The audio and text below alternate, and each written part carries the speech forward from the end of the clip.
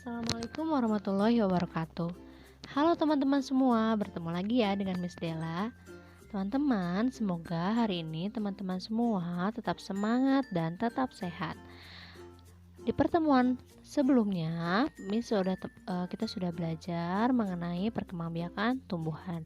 Nah, hari ini Miss akan menemani teman-teman untuk belajar tentang perkembangbiakan hewan. Bagaimana teman-teman? Apa sudah siap? Kita langsung mulai saja ya. Perkembangbiakan hewan. Hewan berkembang biak sama seperti tumbuhan ya. Nah, kan kemarin Miss sudah bilang kalau yang berkembang biak itu bukan hanya tumbuhan, tapi seluruh makhluk hidup. Di antaranya ya tumbuhan kemarin dan juga hewan ya. Selain hewan ada lagi nggak? Ada manusia yang berkembang biak. Tujuannya masih sama seperti kemarin tumbuhan agar tidak punah untuk melestarikan jenisnya. Nah, perkembangbiakan hewan juga teman-teman dibagi menjadi dua. Ada perkembangbiakan generatif dan juga perkembangbiakan vegetatif. Sama seperti tumbuhan, kalau generatif berarti dia melalui proses kawin. Kalau vegetatif tidak melalui proses kawin. Kita bahas satu persatu ya. Oke, yang pertama perkembangbiakan generatif. Perkembangbiakan generatif ini melibatkan induk jantan dan induk betina. Jadi harus ada dua ya teman-teman, ada induk jantan atau hewan yang jantan dan juga hewan yang betina. Karena ini prosesnya generatif. Nah, dari hasil perkembangbiakan ini akan menghasilkan embrio atau calon anak yang tumbuh di dalam telur bercangkang atau di rahim induk betina. Jadi bisa ada di dalam telur atau di rahim induk betina. Nah, dari perkembangbiakan generatif ini akan terjadi namanya proses pembuahan. Apa itu pembuahan? Pembuahan itu adalah pertemuan antara sel kelamin jantan dan sel kelamin betina pada hewan. Kayak gitu ya teman-teman, itu mengenai perkembangbiakan generatif. Nah, hewan-hewan yang berkembang biak secara generatif dibagi lagi menjadi beberapa. Yang pertama adalah cara bertelur atau ovipar. Nah, biar teman-teman nggak pusing, di sini kan ovipar. O itu kan bulat ya. Nah, jadi bertelur itu ovipar. Lihat aja huruf depannya O seperti telur kayak gitu ya. Nah, ovipar ini adalah perkembangbiakan dengan cara hewan. Nah, hewan berkembang biak dengan cara bertelur. Nah, kayak gimana ya prosesnya? Yuk kita lihat. Yang pertama, embrio. Embrio itu apa tadi? Embrio itu adalah calon anak. Embrionya akan tumbuh dan berkembang. Kemudian lama-lama akan terbungkus oleh cangkang yang keras ya.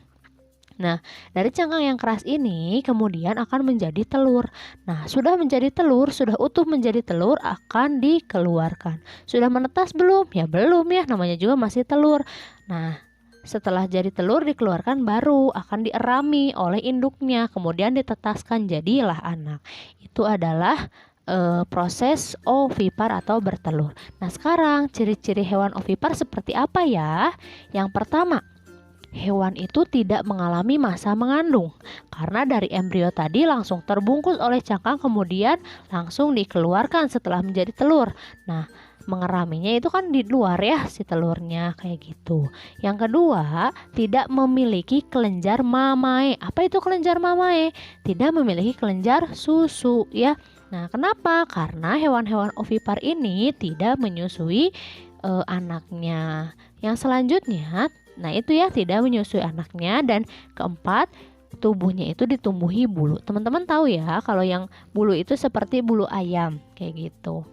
Nah, selanjutnya tidak memiliki daun telinga. Jadi telinganya hanya ada lubang saja, tidak ada daunnya. Itu ciri-ciri hewan ovipar. Nah, apa saja contohnya? Contoh hewan ovipar atau bertelur. Yang pertama ada ayam. Nah, selanjutnya setelah ayam ada kadal, ada toke, ada cecak, kemudian ada apa lagi ya? Ada ayam lagi ya. Kemudian ada angsa, ada bebek, ada burung puyuh, ada ini apa ini kalkun ya. Nah, kemudian ada kumbang dan juga ada semut, nyamuk, lebah, kupu-kupu, capung, ada buaya, ada ikan. Oh iya teman-teman, kalau ikan pembuahannya ada juga yang di luar, namanya pembuahan eksternal di luar tubuh induknya. Nah, ada kan ikan kayak ikan mujair ya teman-teman. Kalau ikan mujair itu perkembangbiakannya dengan cara ovipar, tapi pembuahan eksternal, karena ketika si induknya sudah mengeluarkan telur, telurnya itu akan disimpan di mulut induk jantannya gitu ya, si ikan jantannya. Nah, nanti baru ditetaskan seperti itu. Selain ikan ada juga penyu, kemudian kura-kura, ada kepiting, ada katak. Itu adalah contoh-contoh dari hewan-hewan ovipar. Sebetulnya masih banyak ya, nanti teman-teman boleh cari contoh yang lainnya. Pokoknya hewan ovipar itu adalah hewan yang berkembang biak dengan cara bertelur. Selanjutnya, cara yang kedua yaitu cara vivipar atau melahirkan. Nah, vivipar adalah hewan yang berkembang biak dengan cara melahirkan. Prosesnya seperti apa? Prosesnya itu yang pertama dari embrio atau calon anak. Kemudian si embrio ini akan berkembang di dalam tubuh induknya. Nah, di dalam tubuh induknya itu tepatnya di dalam rahim induknya.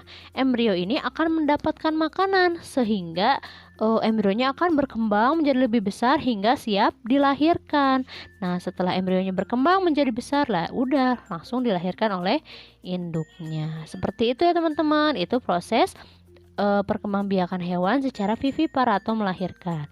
Ciri-cirinya seperti apa ya kalau hewan vivipar? Yang pertama, mengalami masa mengandung. Nah, contohnya kayak gajah. Kalau gajah itu mengandungnya lama ya teman-teman, sampai 12 bulan. Dan hewan-hewan lainnya. Kemudian memiliki kelenjar mamai atau susu karena dia menyusui anaknya setelah anaknya dilahirkan. Nah, selanjutnya tubuhnya ditumbuhi rambut. Nah, bedanya tadi kalau ovipar tubuhnya ditumbuhi bulu ya seperti ayam. Kalau ini tubuhnya ditumbuhi rambut. Jadi beda ya antara bulu dan rambut. Kemudian memiliki daun telinga. Pokoknya kebalikan dari ovipar. Nah, contoh hewannya seperti apa? Yang pertama, contoh hewan vivipar ada macan, kemudian ada jerapah, lalu ada tikus, nah ada unta, lalu ada kuda, ada ikan. Ya, ikannya ikan apa ya? Ikan yang hidup di air tapi menggunakan paru-paru bernafasnya, ikan-ikan yang mamalia ya. Nah, lalu ada anjing laut, kemudian ada gorila ya, ada sapi, ada dogi, ada kera, ada singa laut, kemudian ada kambing, ada kelinci, kelelawar, kucing, singa. Itu adalah contoh-contoh hewan yang berkembang biak dengan cara vivipar atau melahirkan. Selain ini masih banyak juga, teman-teman nanti boleh cari sendiri. Oke teman-teman, kita lanjutkan. Yang selanjutnya yaitu cara perkembangbiakan yang ketiga, yaitu bertelur dan melahirkan atau ovovivipar. Nah, ovovivipar ini adalah hewan yang berkembang biak dengan cara bertelur dan melahirkan. Maksudnya gimana ya? Yuk kita simak. Prosesnya yang pertama dari embrio atau calon anak, kemudian calon anak ini akan terbungkus cangkang.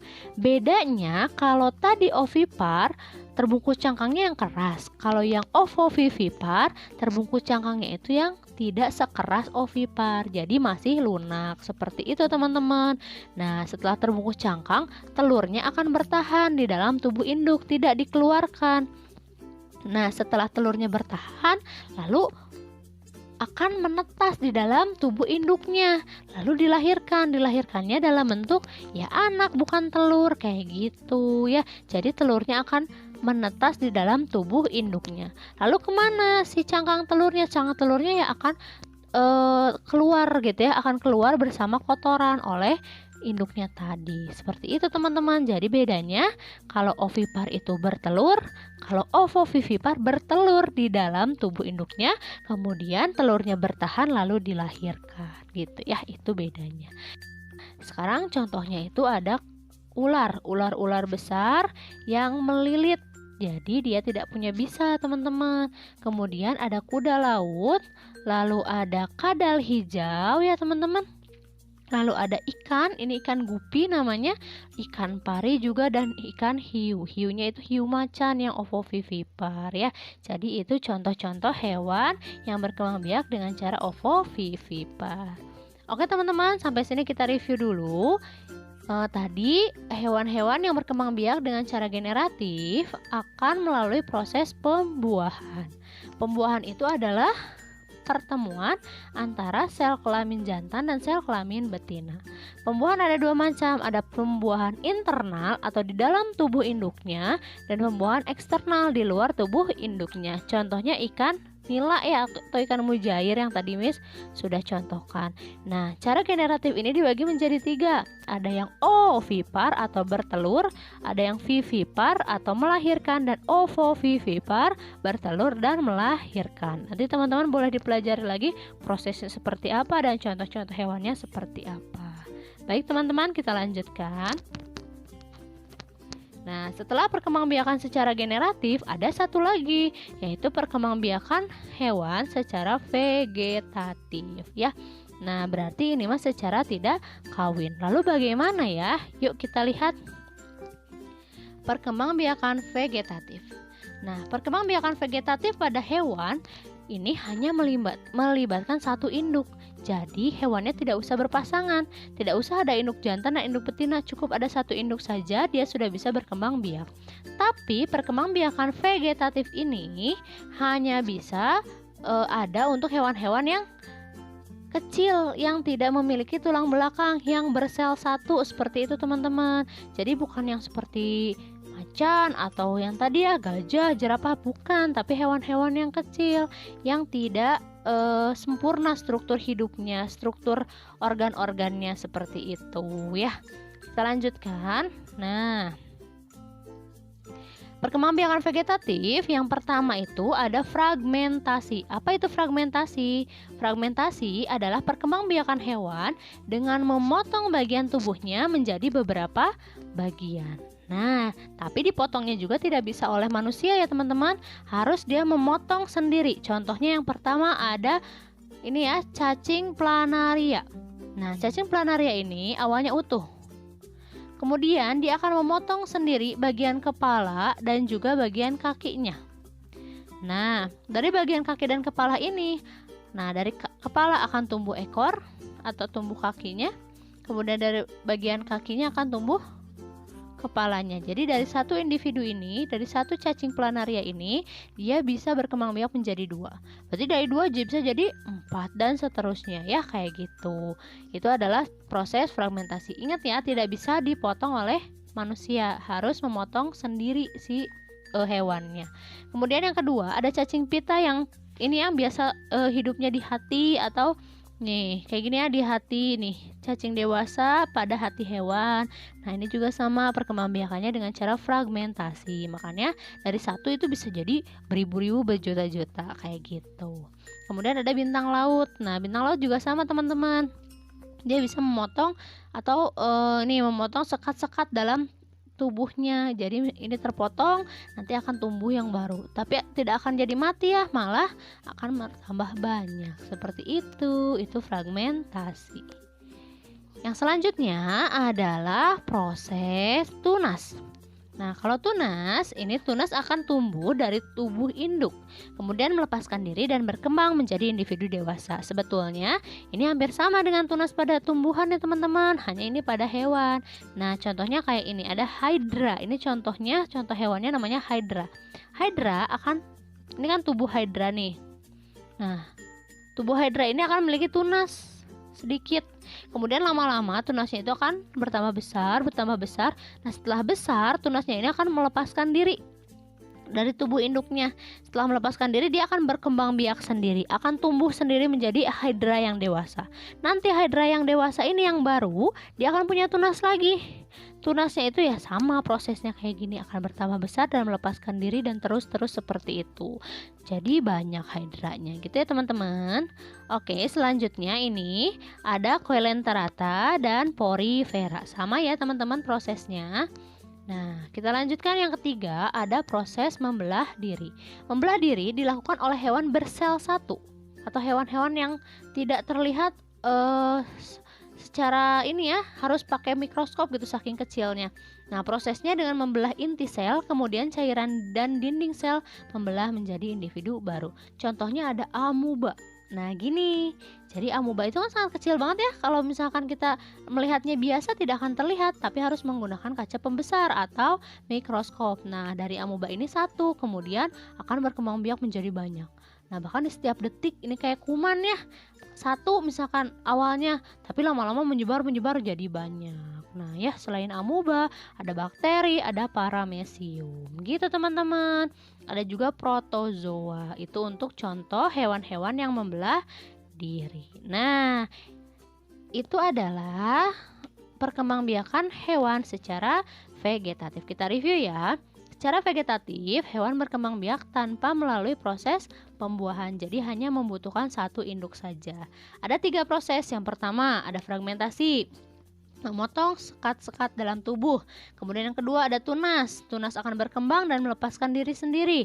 Yang ketiga ada membelah diri. Dilakukan oleh hewan-hewan yang memiliki satu sel atau hewan-hewan kecil saja. Gitu teman-teman. Jadi kita sudah belajar mengenai perkembangbiakan hewan secara generatif dan vegetatif. Teman-teman jangan tertukar ya, kalau generatif itu dengan cara melalui proses pembuahan, sedangkan vegetatif tidak.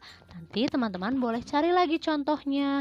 Nah, kan teman-teman sudah tahu ciri-cirinya seperti apa gitu ya. Oke teman-teman, sampai sini dulu untuk pembahasan mengenai perkembangbiakan hewan secara generatif dan vegetatif. Terima kasih untuk perhatiannya, semoga ilmunya bermanfaat. Sampai bertemu lagi di pembahasan selanjutnya. Wassalamualaikum warahmatullahi wabarakatuh.